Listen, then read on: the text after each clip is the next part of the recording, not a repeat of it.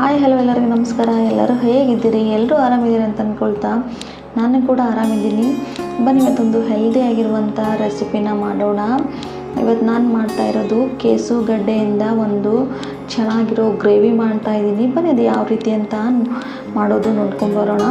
ಮೊದಲಿಗೆ ನಾನಿಲ್ಲಿ ಒಂದು ಅರ್ಧ ಕೆಜಿಯಷ್ಟು ಕೆಸುಗಡ್ಡೆ ತೊಗೊಂಡ್ಬಿಟ್ಟು ಅದನ್ನು ಚೆನ್ನಾಗಿ ನೀರಲ್ಲಿ ತೊಳೆದ್ಬಿಟ್ಟು ಅದನ್ನು ಕುಕ್ಕರ್ಗೆ ಹಾಕಿಟ್ಟಿದ್ದೀನಿ. ಅದನ್ನು ಒಂದು ಸಿಟಿ ಹೊಡೆಸ್ಕೋಬೇಕಂತ ಹೇಳ್ಬಿಟ್ಟು ನಾನಿಲ್ಲಿ ಮಸಾಲೆಗೆ ಅಂತ ಹೇಳಿಸಿದ್ರೆ ಒಂದು ಉಳ್ಳಾಗಡ್ಡಿ ಮತ್ತು 5ರಿಂದ 6 ಹಸಿಮೆಣ್ಸಿಕಾಯಿನ ತೊಗೊಂಡ್ಬಿಟ್ಟು ಮಧ್ಯೆ ಕಟ್ ಮಾಡಿಕೊಂಡು ರೆಡಿ ಮಾಡ್ಕೊಂಡಿನಿ.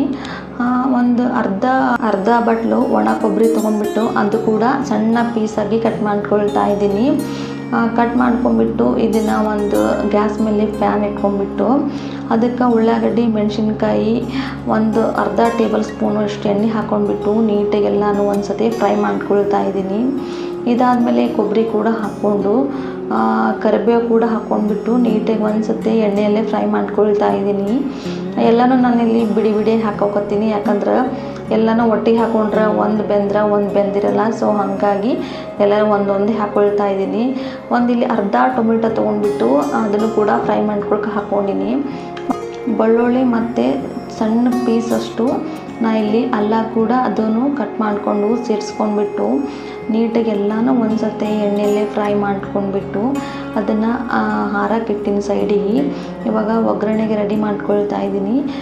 ಒಂದು 5ರಿಂದ 6 ಟೇಬಲ್ ಸ್ಪೂನಷ್ಟು ಎಣ್ಣೆ ಹಾಕ್ಕೊಂಡು ಜೀರಿಗೆ, ಸಾಸಿವೆ, ಕರಿಬೇವು ಹಾಕ್ಕೊಂಡ್ಬಿಟ್ಟು ಒಗ್ಗರಣೆಗೆ ರೆಡಿ ಮಾಡ್ಕೊಳ್ತಾ ಇದ್ದೀನಿ ನಾನಿಲ್ಲಿ. ಆಮೇಲೆ ಸಣ್ಣಗೆ ಕಟ್ ಮಾಡಿಕೊಂಡು ಒಂದು ಈರುಳ್ಳಿನ ಸೇರಿಸ್ಕೊಳ್ತಾ ಇದ್ದೀನಿ. ಅದು ಕೂಡ ಒಂದು 2 ನಿಮಿಷ ಸಣ್ಣ ಊರಲ್ಲೇ ಫ್ರೈ ಆಗಲಿ. ಈರುಳ್ಳಿ ಕೆಂಪು ಬಣ್ಣ ಬರೋ ಮಟನು ನೀಟಾಗಿ ಫ್ರೈ ಆಗ್ತಾ ಇರಲಿ. ಆವಾಗಲೇನು ಮಸಾಲೆ ಎಲ್ಲ ಹುರಿದಿಟ್ಕೊಂಡಿರುವಂಥದ್ದು ಇವಾಗೆಲ್ಲನೂ ತಣ್ಣಗಾಗಿದೆ, ಅದನ್ನು ಮಿಕ್ಸಿ ಮಾಡ್ಕೊಳ್ತಾ ಇದ್ದೀನಿ.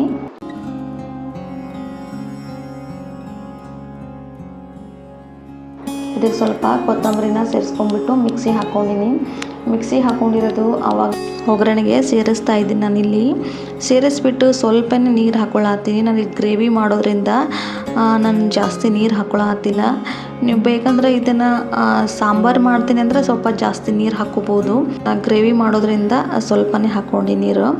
ಇವಾಗ ಇದಕ್ಕೆ ಹುಣಸೆ ಹಣ್ಣ ನೀಟಾಗಿ ಕಿವುಚ್ಬಿಟ್ಟು ಇದಕ್ಕೆ ಸೇರಿಸ್ಕೊಳತ್ತೀನಿ. ಹುಣಸೆ ಹಣ್ಣು ಸೇರಿಸ್ಕೊಳ್ಳೋದ್ರಿಂದ ಗ್ರೇವಿ ಸಖತ್ತಾಗಿರ್ತದೆ ಟೇಸ್ಟು.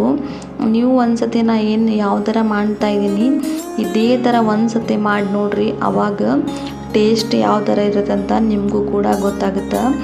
ಹುಣಸೆಹಣ್ಣು ರಸ ಸೇರಿಸಾದ್ಮೇಲೆ ಇದಕ್ಕೆ ಒಂಚೂರು ಉಪ್ಪು ಮತ್ತು ಒಂದು ಅರ್ಧ ಟೇಬಲ್ ಸ್ಪೂನಷ್ಟು ಅರಿಶಿನ ಮತ್ತು 1 ಟೇಬಲ್ ಸ್ಪೂನಷ್ಟು ಖಾರ ಹಾಕ್ಕೊಂಡಿನಿ. ಇಲ್ಲಿ ಜಾಸ್ತಿ ಖಾರ ಹಾಕ್ಕೊಂಡಿಲ್ಲ, ಯಾಕಂದರೆ ಹಸಿಮೆಣ್ಸಿಕಾಯಿ ಆವಾಗಲೇ ರುಬ್ಬಿರೋದ್ರಿಂದ. ಒಂದು ಅರ್ಧ ಟೇಬಲ್ ಸ್ಪೂನಷ್ಟು ಧನಿಯಾ ಪುಡಿ ಮತ್ತು ಒಂದು ಅರ್ಧ ಟೇಬಲ್ ಸ್ಪೂನ್ ಗರಂ ಮಸಾಲ ಸೇರಿಸ್ಕೊಂಡ್ಬಿಟ್ಟು ನೀಟಾಗಿ ಎಲ್ಲನೂ ಒಂಚೂರು ಮಿಕ್ಸ್ ಮಾಡಿಕೊಂಡು ಸಣ್ಣ ಊರಲ್ಲೇ ಕುದೀತಾ ಇರಲಿ. ಇವಾಗ ನಾನಿಲ್ಲಿ ಕೆಸುಗಡ್ಡೆ ಏನು ಆವಾಗಲೇ ಕುದಿಯಾಕಿಟ್ಟಿದ್ನಲ್ಲ 1 ಸಿಟಿ ಅಷ್ಟೇ ಹೊಡ್ಸ್ಕೊಂಡಿನಿ. ಅದರ ಕೆಸುಗಡ್ಡೆ ಚೆನ್ನಾಗಿ ಕುದ್ದಿತ್ತು. 1 ಸಿಟಿ ಹೊಡ್ಸ್ಕೊಂಡ್ರೆ ಸಾಕಿತ್ತು. ಇವಾಗೇನು ಒಂದು ಬೌಲಿಗೆ ಶಿಫ್ಟ್ ಮಾಡಿಬಿಟ್ಟು ಅದು ಎಲ್ಲ ತಣ್ಣಗಾದ್ಮೇಲೆ ಮೇಲೆ ಸಿಪ್ಪೆ ಎಲ್ಲ ತೆಗಿತಾ ಇದ್ದೀನಿ. ಸಿಪ್ಪೆ ಮಾತ್ರ ಈಸಿಯಾಗಿಯೇ ಬರ್ತೈತಿ, ಸಿಪ್ಪೆ ಏನು ತೆಗೆದು ಕಷ್ಟ ಅಂತೇನೂ ಇಲ್ಲ. ಎಲ್ಲನೂ ನೀಟಾಗಿ ಸಿಪ್ಪೆ ತೆಗೆದ್ಬಿಟ್ಟು ಅದನ್ನು ನಾನು ಹಂಗೆ ಹಾಕ್ಕೊಳತ್ತಿಲ್ಲ, ಅದನ್ನು ಸಣ್ಣ ಪೀಸಾಗಿ ಕಟ್ ಮಾಡ್ಕೊಳತ್ತೀನಿ.